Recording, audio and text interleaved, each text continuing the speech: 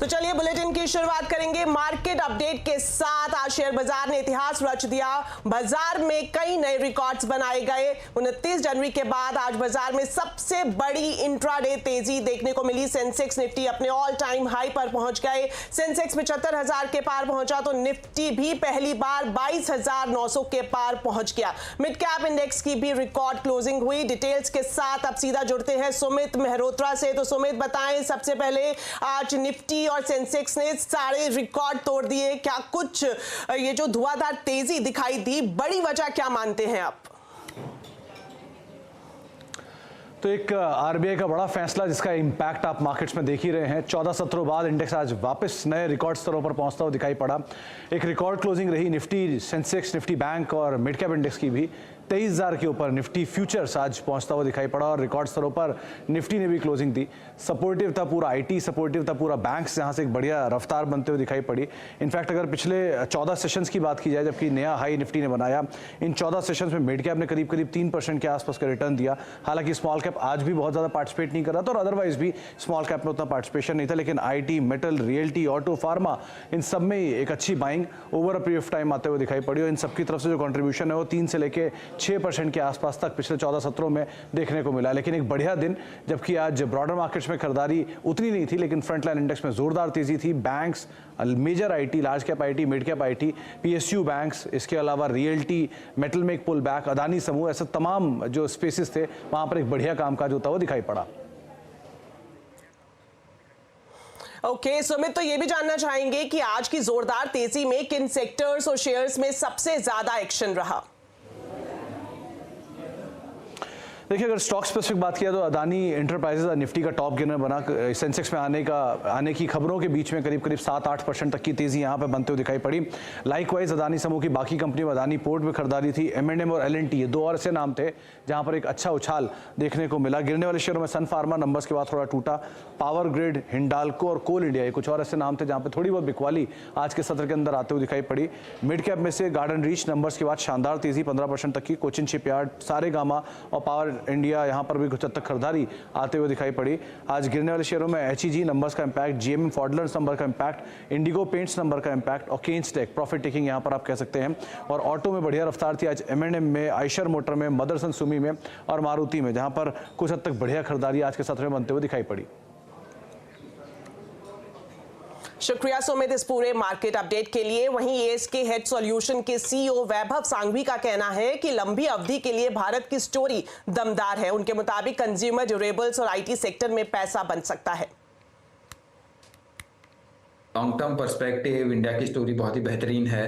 उसमें ज़्यादा इफेक्ट नहीं होना चाहिए, बट शॉर्टर टर्म वॉलेटिलिटी के हिसाब से as a trader one needs to get in with a protection kind of view। हमें लगता है रूरल फोकस थीम्स जहां हम मानसून की रिकवरी देख सकते हैं। जो कंज्यूमर स्टेपल्स जो लास्ट 1 साल से बहुत ही डल है, आई थिंक वहां एक रिकवरी की गुंजाइश है। साथ ही साथ कंज्यूमर डिस्क्रेशनरी में ड्यूरेबल्स एक सेक्टर है जो हम देख रहे हैं। और लास्टली आईटी भी हम थोड़े पॉजिटिव हो रहे हैं यहाँ के लेवल पे।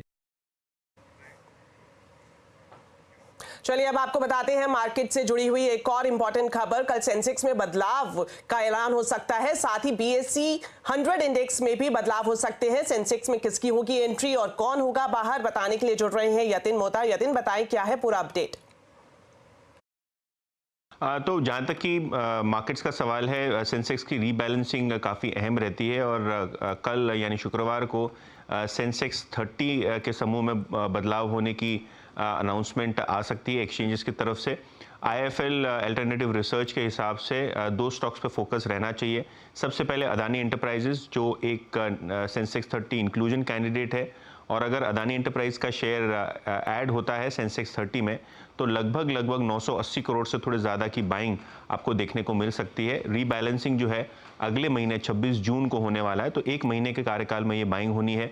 ऑब्वियसली जहाँ तक कि एग्जिट का सवाल है, विप्रो का शेयर आप बाहर जाते हुए देख सकते हैं सेंसेक्स 30 समूह से, और कहीं ना कहीं यहाँ लगभग 500 करोड़ रुपए के आसपास की सेलिंग आपको आती हुई नज़र पड़ सकती है। जहाँ तक कि BSE 100 का सवाल है, यहाँ भी काफ़ी अहम चेंजेस होने वाले हैं। अदानी ग्रुप की दूसरी कंपनियां जैसे अदानी पावर, अदानी ट्रांसमिशन और रिलायंस जियो पे फोकस रहेगा, क्योंकि ये वो सारे इंक्लूजन कैंडिडेट्स हैं जो BSE 100 में शामिल किए जा सकते हैं। ऑब्वियसली जहाँ तक कि एग्जिट्स का सवाल है, जुबलिन फूडवर्क्स जैसे स्टॉक्स को जो है बाहर निकाला जा सकता है।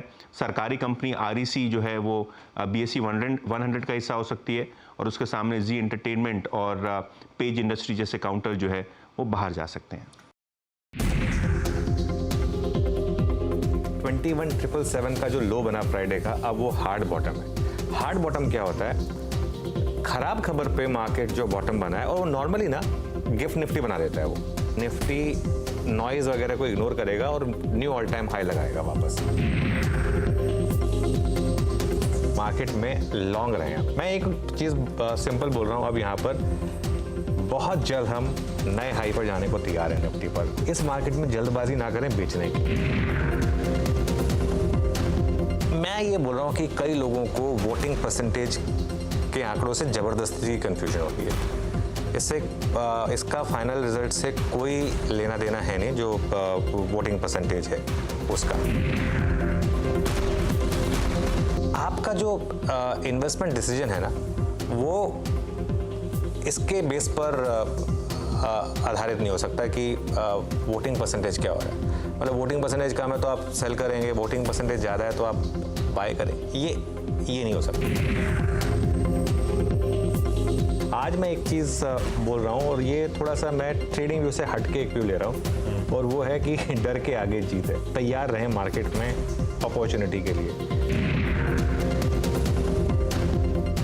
उच्चतम स्तर भारतीय बाजार लगाता हुआ। खुशी इस चीज की है कि आज रिटेल को पैसा बनाने का भरपूर मौका मिला होगा। आज मार्केट एक अच्छी खबर पर, इतनी शानदार खबर पर फ्लैट खुला। हम पूरी चर्चा में सुबह 8 से 9 तक चिल्ला के बोलते रहे कि ये लेने का टाइम है।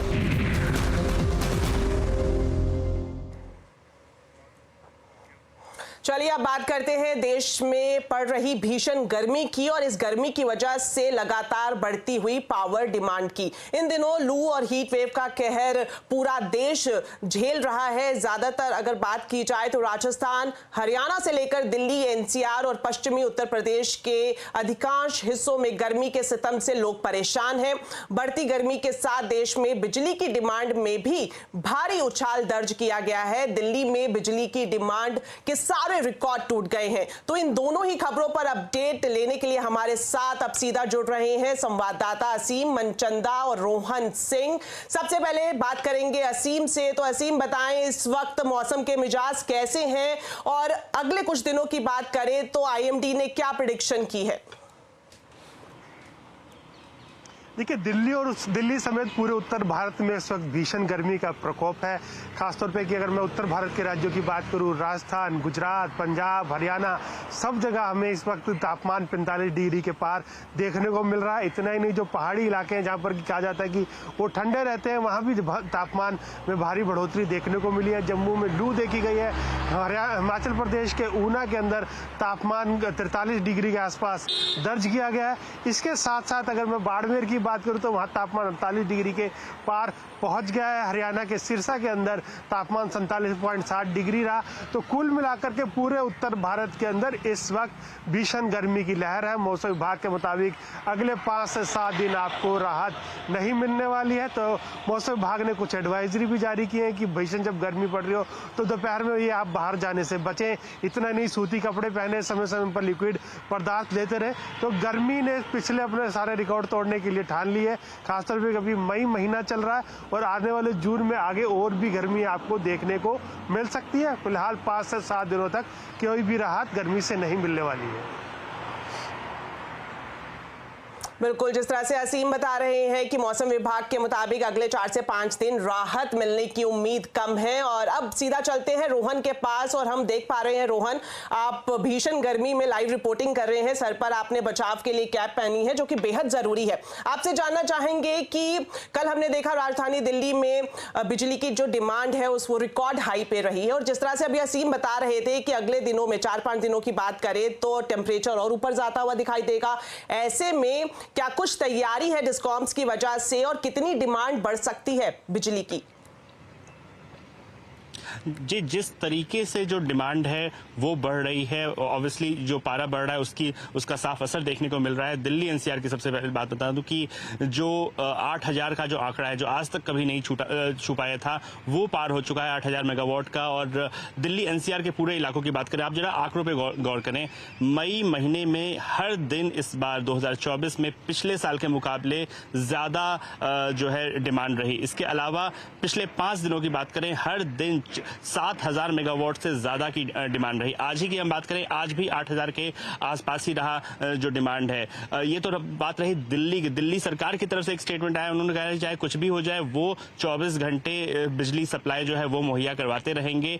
कितना सही होता है ये हमें आने वाले समय में देखने को मिलेगा। इसके अलावा अगर हम पूरे एनसीआर रीजन की बात करें, नोएडा में डिमांड कितनी बढ़ी है? आमतौर पर 1600 मेगावाट की होती है, इस समय 2200-2300 तक पहुंच रही है। कई जगहों पर नोएडा में आपको पावर ब्लैकआउट दिख रहा है, पावर कट हो रहा है। यहाँ पे गुड़गांव में भी इस तरह की सिचुएशन देखने को मिल रही है। सोसाइटीज में लोग जो है प्रोटेस्ट कर रहे हैं, ऐसी कई सारी खबरें आ रही है। पूरे देश की हम बात करें आज की, तो सबसे ज्यादा महाराष्ट्र में लगभग 27,000 मेगावाट जो है वो है। पूरे देश का ओवरऑल फिगर हम बता दें तो लगभग 235 गीगावाट यानी 2,35,000 मेगावाट जो है पीक डिमांड तक हम टच कर चुके हैं। आने वाले दिनों में जैसा असीम बता रहे थे कि ये गर्मी बढ़ने ही वाली है, तो ऑब्वियसली जो डिमांड है वो बढ़ने वाली है। और इसके लिए सरकार के सामने बड़ी चुनौती है कि वो कैसे इस पावर डिमांड को जो है वो मीट करेंगे। और इसके लिए हालांकि जो तमाम अलग अलग डिस्कॉम्स हैं वो ये कह रहे हैं कि उनकी तरफ से तैयारियां पूरी है, पावर कट नहीं होगा। लेकिन कई सारी जगहों में, उत्तर प्रदेश में फॉर एग्जाम्पल, आज तक का सबसे ज्यादा पिछले बार के मुकाबले से 20% ज्यादा 27,000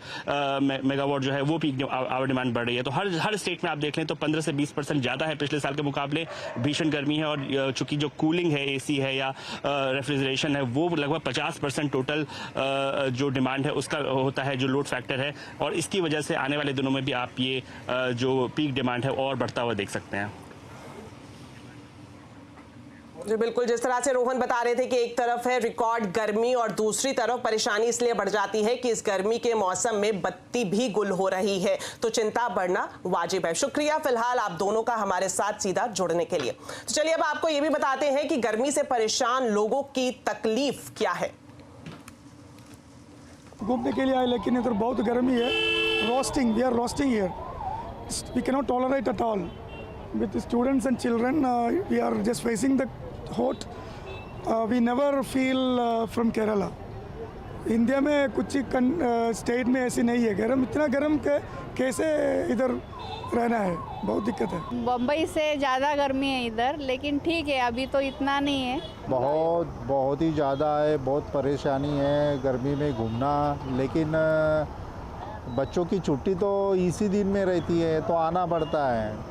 बहुत ज़्यादा गर्मी है। अराउंड 41, 42, 43 तक पारा चढ़ गया है, तो काफ़ी दिक्कत है घूमने में। चलिए अब दिल्ली के बाद आपको लेकर चलते हैं राजस्थान, जहां पर भीषण गर्मी का रेड अलर्ट चल रहा है। पिछले 24 घंटे में भीषण गर्मी के चलते एक व्यक्ति की मौत हो गई है और सैकड़ों चमगादड़ों ने भी दम तोड़ दिया है। सीधा अपडेट लेते हैं संवाददाता भवानी सिंह से। तो भवानी बताएं, दिल्ली में हम देख रहे हैं रिकॉर्ड गर्मी, राजस्थान वैसे ही गर्म जगह मानी जाती है, तो वहां पर किस तरह के हालात हैं? राजस्थान में गर्मी जानलेवा साबित हो रही है। तापमान पिछले 24 घंटे में बढ़कर 48 डिग्री पर पहुंच चुका है। बाड़मेर में सबसे ज़्यादा तापमान रिकॉर्ड किया गया है। बाड़मेर के बालोतरा के अंदर रिफाइनरी में एक की मौत हो चुकी है। जयपुर के अंदर भी गर्मी से लोग बेहाल है। इस वक्त हम जयपुर के अल्बर्ट हॉल पर खड़े हैं। ये वो जगह है जहाँ पर दुनिया भर से, जयपुर से और देश भर से सैलानी आते हैं सेल्फी लेने के लिए। इस गर्मी के अंदर भी आप देखिए कि किस तरीके से सेल्फी ली जाती है। हालांकि सन्नाटा पसरा हुआ है, यहाँ पर लोग बहुत ज़्यादा संख्या के अंदर होते हैं। यहाँ पर आप देखिए कि गर्मी, ऐसी गर्मी में आप सेल्फी ले रहे हैं। हम तो बाहर आए थे बट हमने देख लिया तो हम फिर यहाँ पे सेल्फी लेने के लिए रुक गए। सेल्फी का इतना क्रेज है, सेल्फी के लिए आप यहाँ रुक गए? हाँ, हम एक्चुअली यहाँ से काम से आए थे, इस कारण तो हम यहाँ रुक गए, ये देखा तो। लेकिन पूरे राजस्थान के अंदर मौसम विभाग ने गर्मी को लेकर एक अलर्ट जारी कर रखा। अगले 3 दिन में गर्मी का प्रकोप और बढ़ सकता है। 22 जिलों के लिए गर्मी का अलर्ट दे रखा है, जहाँ गर्म हवा भी चलेगी, टेम्परेचर, तापमान है वो बढ़ेगा। अभी 24 घंटे में राजस्थान के अंदर जो एवरेज तापमान है वो 44 से 48 डिग्री के बीच में रहा है, जिसमें भी 10 शहर हैं जिनका तापमान 46.5 से लेकर 48 डिग्री के बीच में रहा, यानी कि काफ़ी गर्म रहे। और जो बॉर्डर के इलाके हैं, खासतौर पर भारत पाकिस्तान सीमा से जुड़े हुए बाड़मेर जैसलमेर के आगे, जहां तापमान 50 डिग्री के आसपास पहुंच चुका है। शुक्रिया भवानी ये पूरी जानकारी के लिए। तो दिल्ली से लेकर राजस्थान हर तरफ गर्मी का प्रकोप देखने को मिल रहा है। तो इस प्रचंड गर्मी से कब मिलेगी राहत और ऐसे में सेहत को कैसे संभाले, जानने के लिए देखिए आज कंज्यूमर अड्डा शाम 5:57 पर।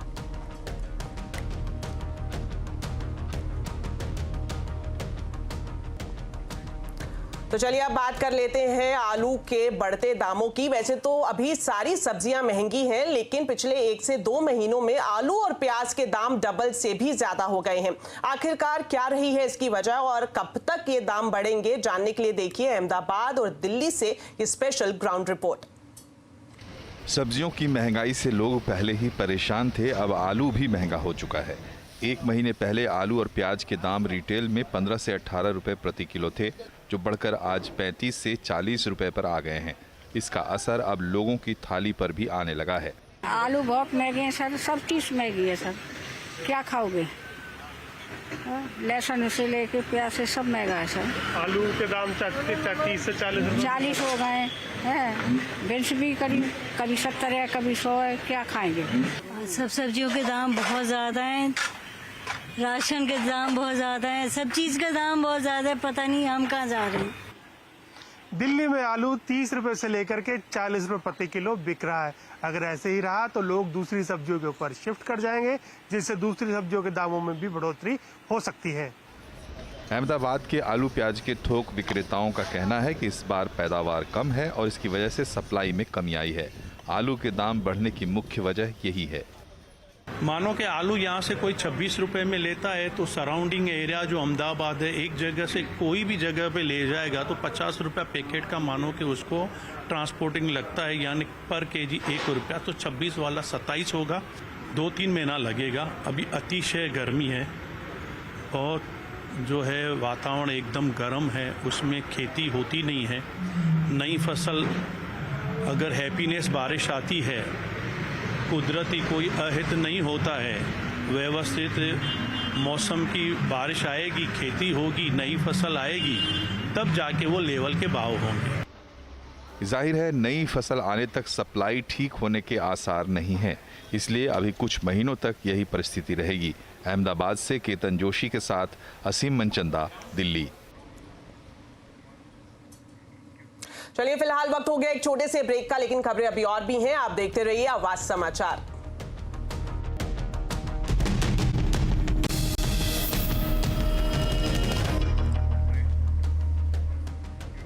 ब्रेक के बाद आपका स्वागत है और अब आपको दिखाते हैं चुनावी महासंग्राम से जुड़ी हुई बड़ी खबरें।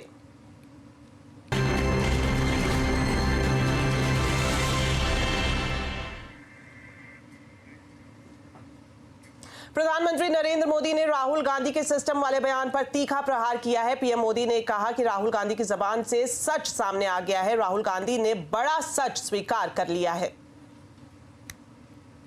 कई बार लाख झूठ बोलते हुए भी शहजादे की जुबान पर सच्चाई तो आ ही जाती है। आज कांग्रेस के शहजादे ने एक बड़ा सच स्वीकार कर लिया। शहजादे ने मान लिया है कि उनकी दादी, उनके पिताजी, उनकी माताजी के समय जो सिस्टम बना वो दलितों, पिछड़ों, आदिवासियों का घोर विरोधी रहा है। कांग्रेस के इसी सिस्टम ने एससी, एसटी, ओबीसी की कितनी ही पीढ़ियों को तबाह किया। इससे पहले कांग्रेस नेता राहुल गांधी ने कल पंचकुला की रैली में सरकार के अंदर सिस्टम को लेकर बड़ा बयान दिया था। राहुल गांधी ने कहा था कि सिस्टम निचली जातियों के खिलाफ है, ऐसा हर स्तर पर है और स्थिति काफी गंभीर है। जब से मैं पैदा हुआ हूं 1970 जून 19, तब से मैं सिस्टम के अंदर बैठा था। मैं सिस्टम को अंदर से समझता हूं। मुझसे आप सिस्टम नहीं छुपा सकते। कैसे चलता है, किसको फेवर करता है, किस प्रकार से फेवर करता है, किसकी रक्षा करता है, किसको अटैक करता है, यह सब मुझे मालूम है, दिखता है कि मैं उसके अंदर से आया हूं। प्राइम मिनिस्टर हाउस में जब दादी प्राइम मिनिस्टर थी तब था, पापा थे, मनमोहन सिंह जी थे, तब भी मैं जाता था, तो मुझे सिस्टम अंदर से मालूम है। और मैं आपको कह रहा हूं, system is aligned against lower castes, मतलब भयंकर तरीके से हर लेवल पे। तो बुलेटिन में फिलहाल इतना ही, लेकिन जाते जाते आपको बताते हैं आज के चुनाव अड्डा के टॉपिक के बारे में। लोकसभा का चुनाव अंतिम दौर की तरफ बढ़ रहा है। 5 राउंड पूरे हो चुके हैं। 6वें राउंड के लिए वोटिंग 25 मई को होनी है। 6वें राउंड में क्या है चुनावी समीकरण, आज चुनाव अड्डा में इसी पर करेंगे बड़ी चर्चा। शाम 7:57 पर।